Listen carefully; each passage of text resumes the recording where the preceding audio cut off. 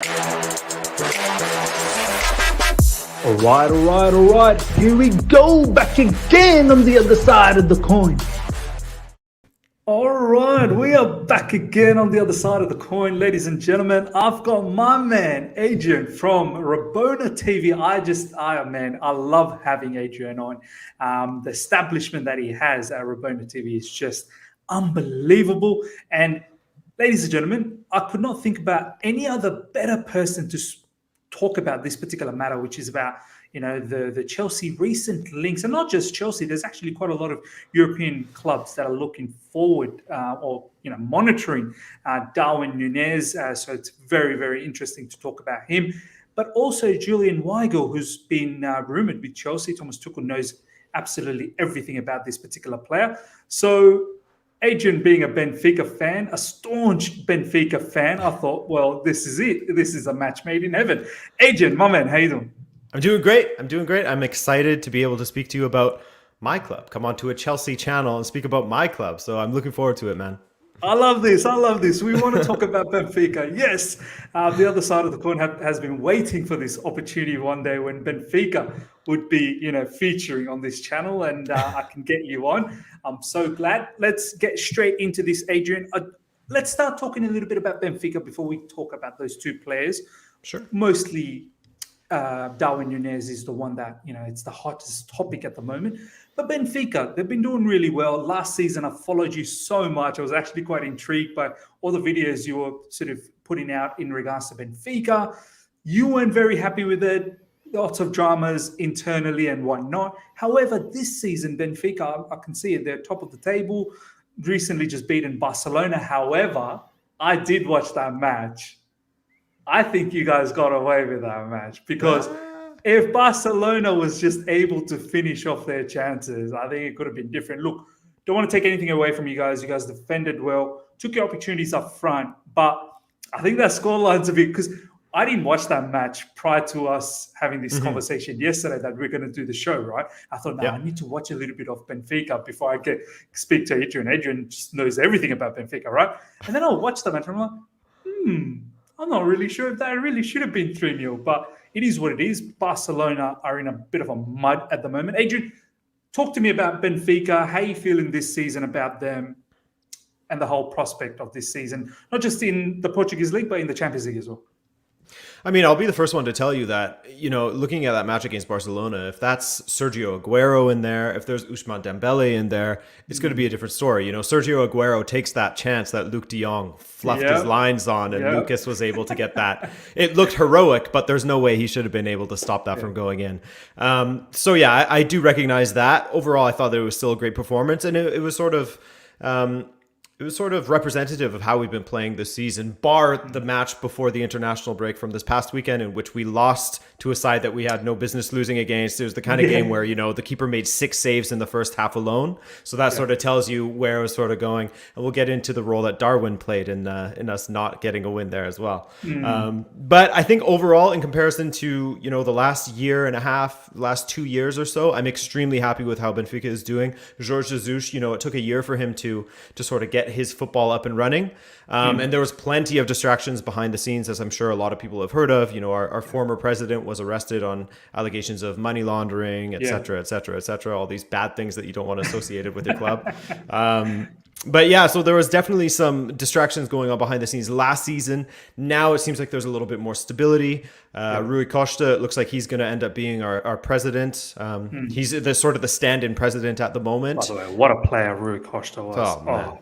My favorite of all time. One of those players where I might have said this on your channel before, but I love a skillful central midfielder, and guys like Manuel Rui Costa that makes my heart sing watching a guy like that. It seems like things are getting better, less corruption, a little more transparency within the club, and then on the pitch, Jorge Jesus has sort of changed the shape, or not changed the shape, because last season he's starting to make that transition to a 3-4-3.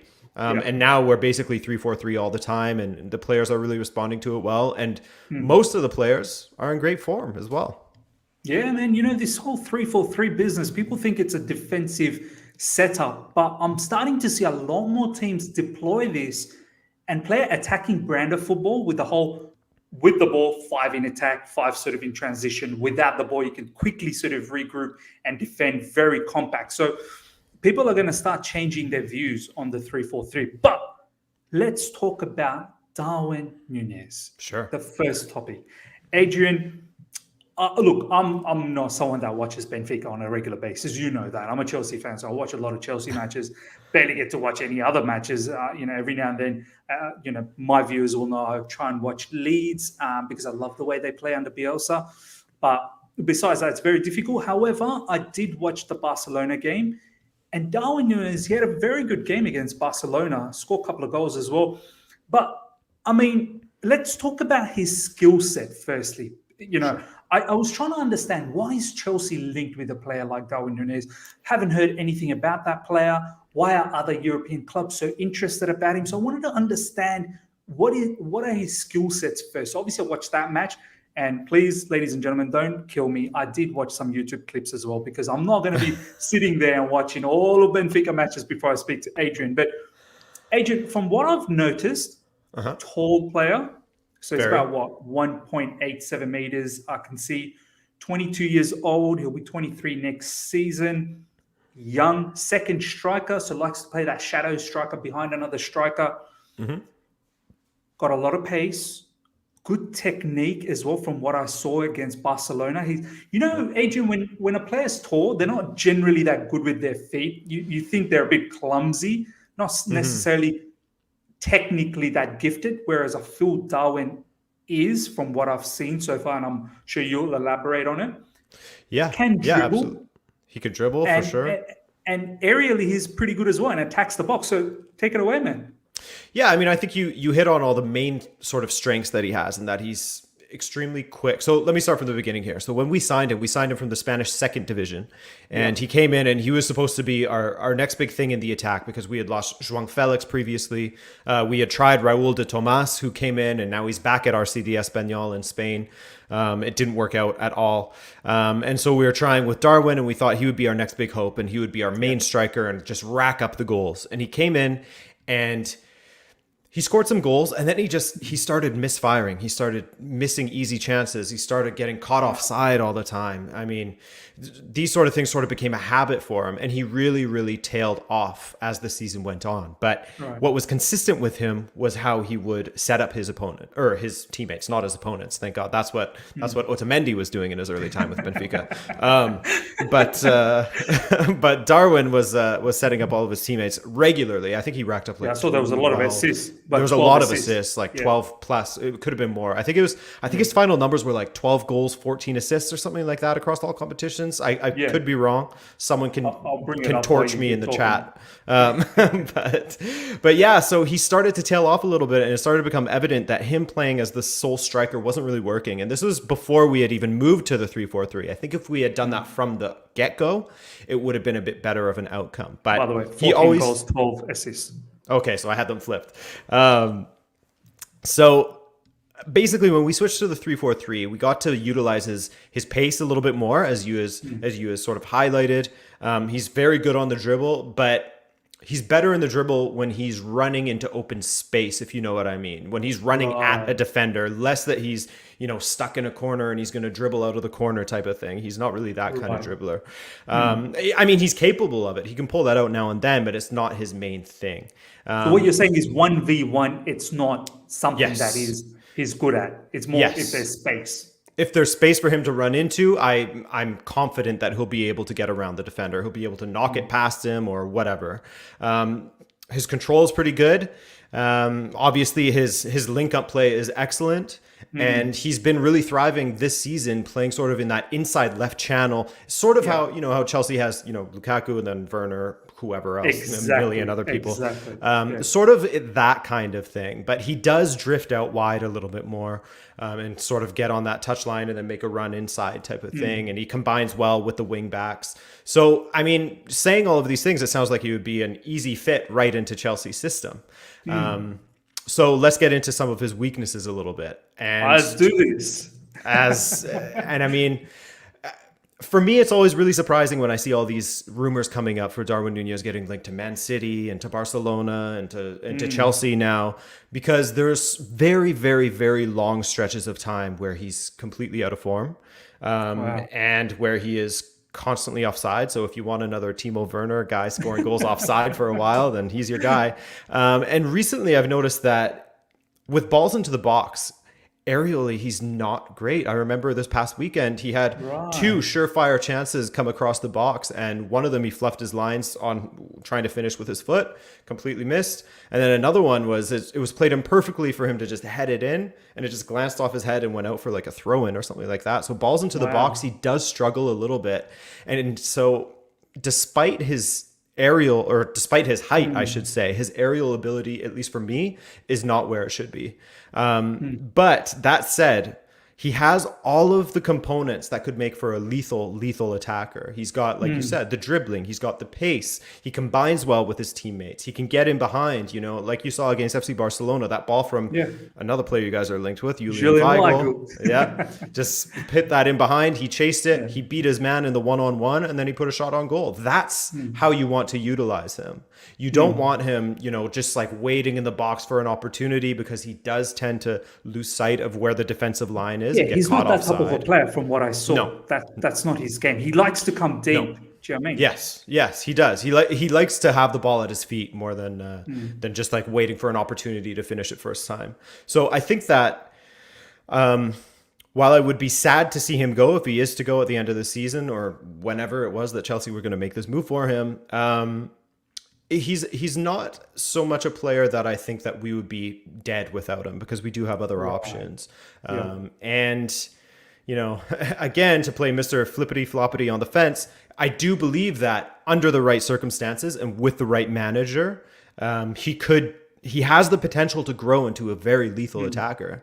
But it's just right now, I think last season really hurt his confidence a lot at times, because he was often dropped and he wasn't doing so well, and Seferovic was playing instead of him. I think there was an injury as well, Adrian. There was an injury also. Yeah, he did have an injury as well. So I think that it sort of shook his confidence a little bit after the highs of going from the second division to Benfica. Because when he arrived at Benfica, what really got him into the hearts of the Benfica supporters immediately was how this was a huge deal for him. He's from a tiny little village in Uruguay. And you could see how much it meant to him that he had sort of climbed this ladder and was playing at a big club that, plays in Europe, sometimes in the Champions League.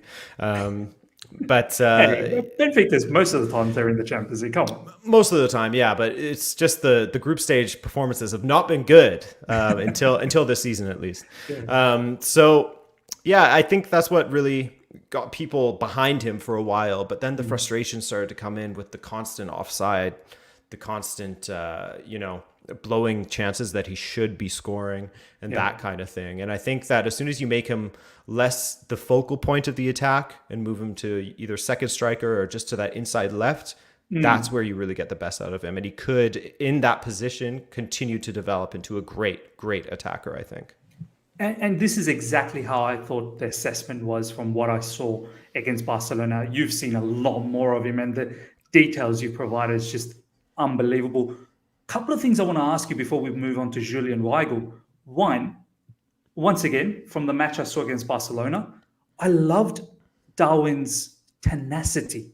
I feel like he's got this sort of S-housery in him. He's got this tenacity in your face. If he needs to be, he can do that. And being from that Uruguayan background, they've got a long range of players that have this ability to be in your face to the opposition. So I liked that to a certain degree, because I feel like Chelsea forward players don't necessarily have that in your face. Rudiger's the only player in our team that will actually grab you by your shirt and square up on you.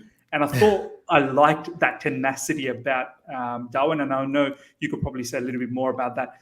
The other thing that I wanted to ask you was that, yes, the whole second striker situation, I'm just thinking, and I'm not advocating for this move to happen, I'm just playing by what the news publications out there are talking about. Yeah. But I can picture someone like Darwin Nunez alongside Lukaku with maybe another playmaker behind them. And I think someone like him, he's young at the end of the day, Adrian. He's 22, 23 next season. There's so much still to develop for this player, but he seems to have all the raw attributes that's necessary. So talk to me about the tenacity. Am I right or wrong to say that? And also the whole link up if we were to do that with Lukaku.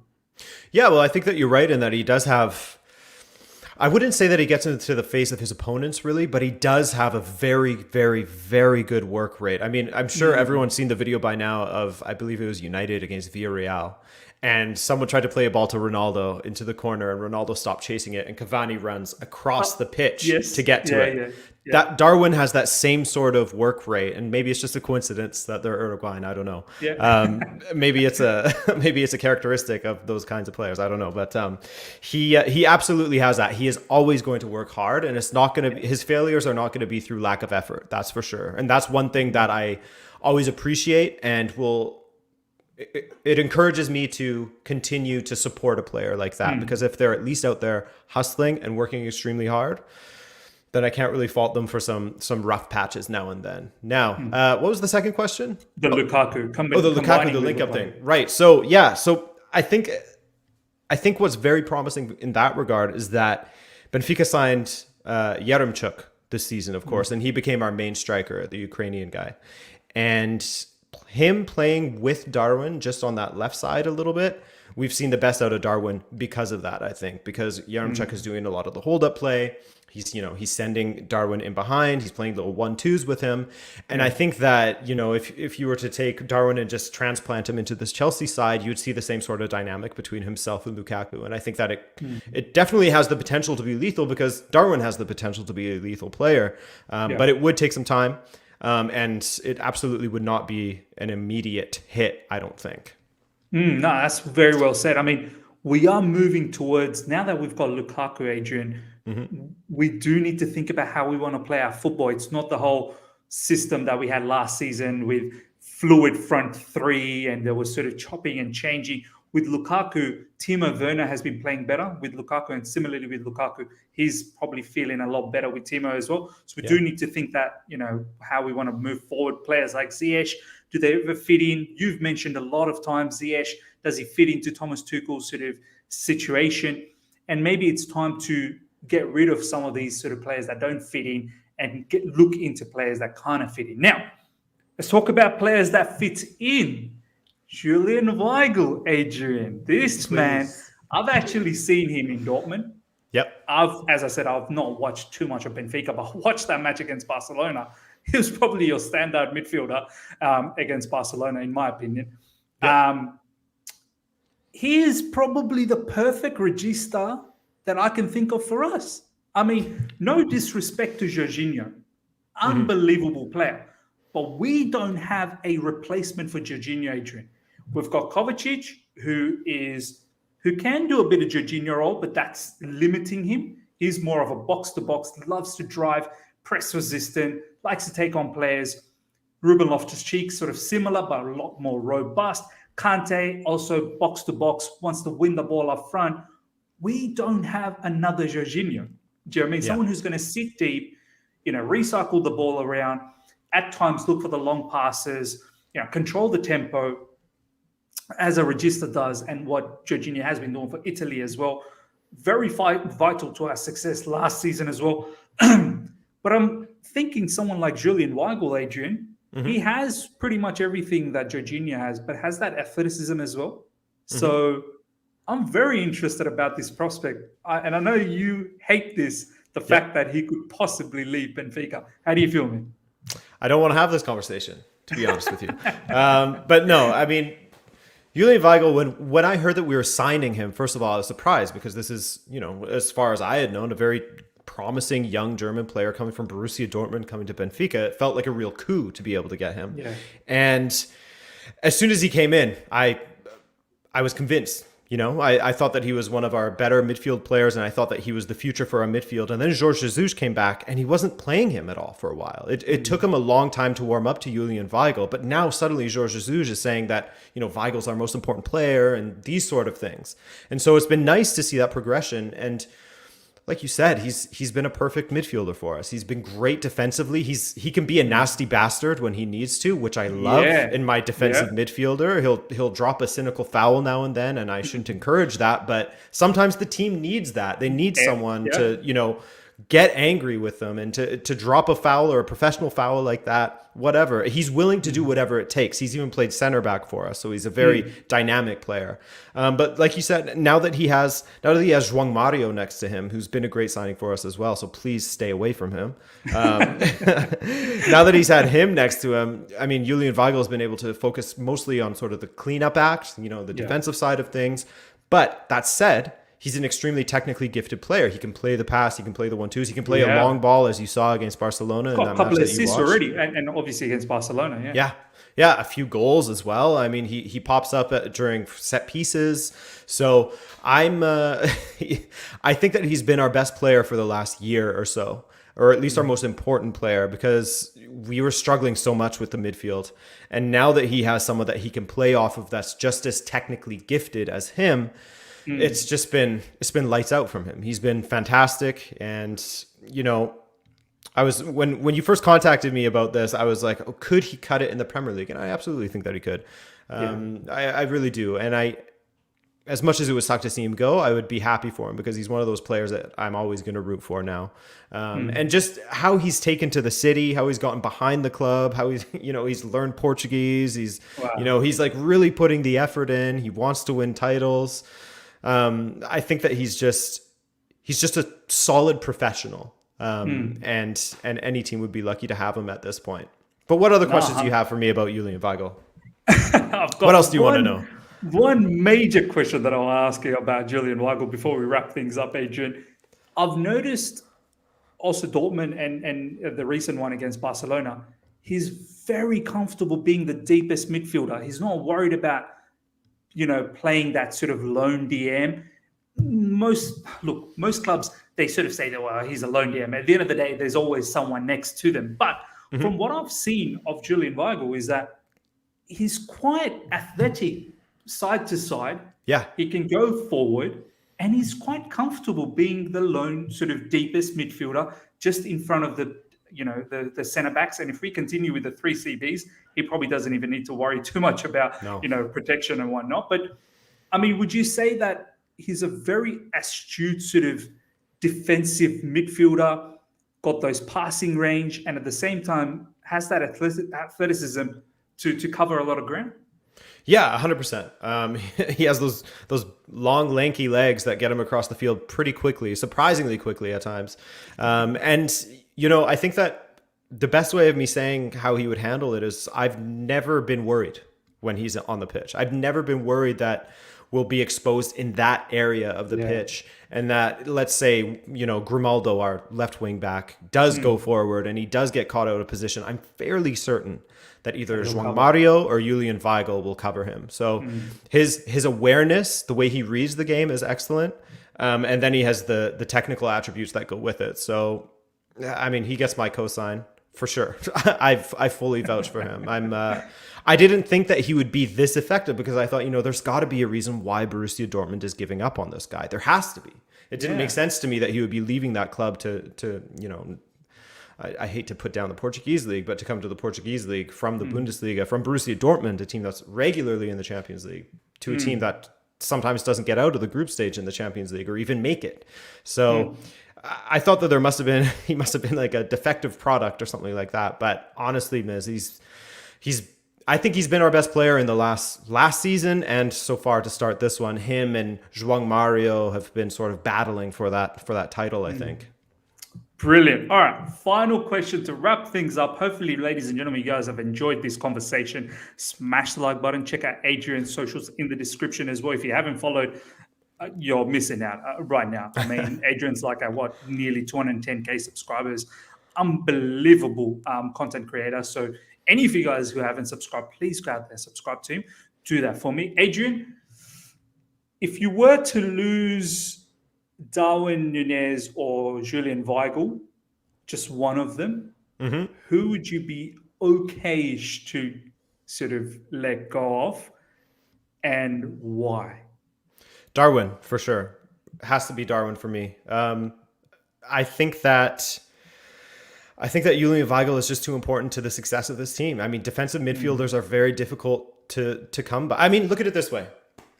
Let's jump back 10, 11 years. Nemanja Matic comes to Benfica from Chelsea. Yep. And he immediately had a similar sort of effect where he was just cleaning up our midfield. I had no worries when he was on the pitch. He could contribute going forward. He was good defensively. He could fill in everywhere, it felt like. Just a very technically tall player. Technically tall. It's technical and tall.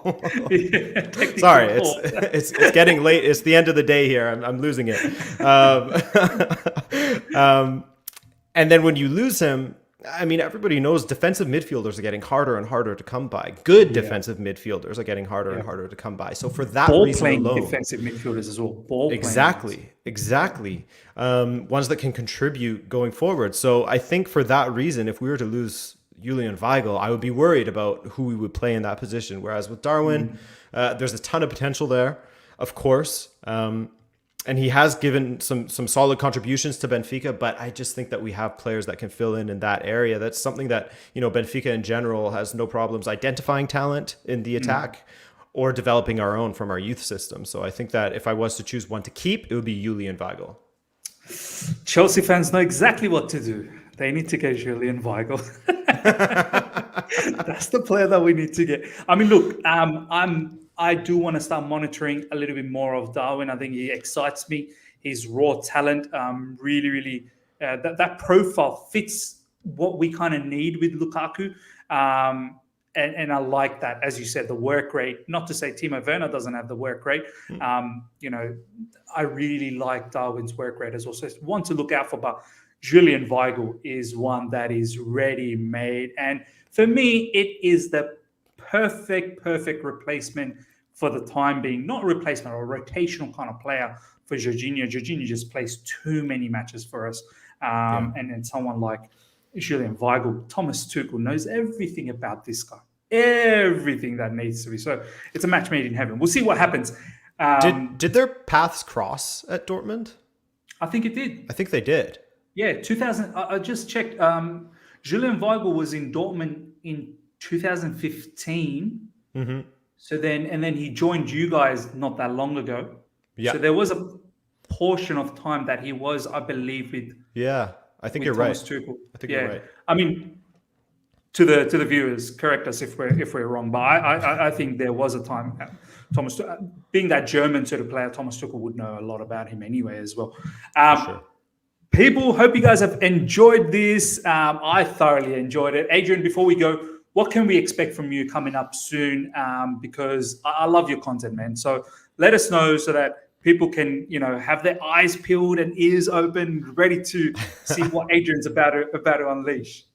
Yeah, so exclusive. This week I'm working on a big video on Napoli and their perfect start to the season. Sort of what happened there in the years after Maurizio Sarri, because there was that huge mutiny, that sort of civil war within the club where, the president wanted the players to go to a training camp during the season. The players said no. They started infighting. There was all sorts of things going on. Ancelotti lost his job. Gattuso came in. Gattuso's gone now. Spalletti's in there now. It's been a wild ride for Napoli. Perfect start to the season. They scored 18 goals, conceded 3. Top of the table. Top of the table, 7 wins from 7. So they're doing excellent. And I got a really good creator to come and join me for that one and sort of give me a little bit of a look behind the curtain there. So it's going to be a good one. It should be out today, I guess, by the time this video goes out. Actually, I don't know this video. Yeah, wow. But this will go out. This will go out just for I mean, people that are watching right now, it's a premiere. It's going to be a premiere, so it's on now. But for Adrian's sake, that it'll probably be around 9:30ish a.m. UK time tomorrow, Thursday. So even if it's not out by then, I'm pretty sure whenever it is out, do let me know, Adrian, so that I can actually put it on the description as well. Sure. But yeah, sounds very, very interesting. I can't wait for that particular video about Napoli. It's an interesting club to look into. Hopefully everyone's enjoyed this. Smash the like button. Subscribe if you're here for the first time. We're getting very close to 8,000 subscribers, so please get there ASAP. And as I said, make sure to subscribe to Adrian. Until next time, everyone, take care and see you.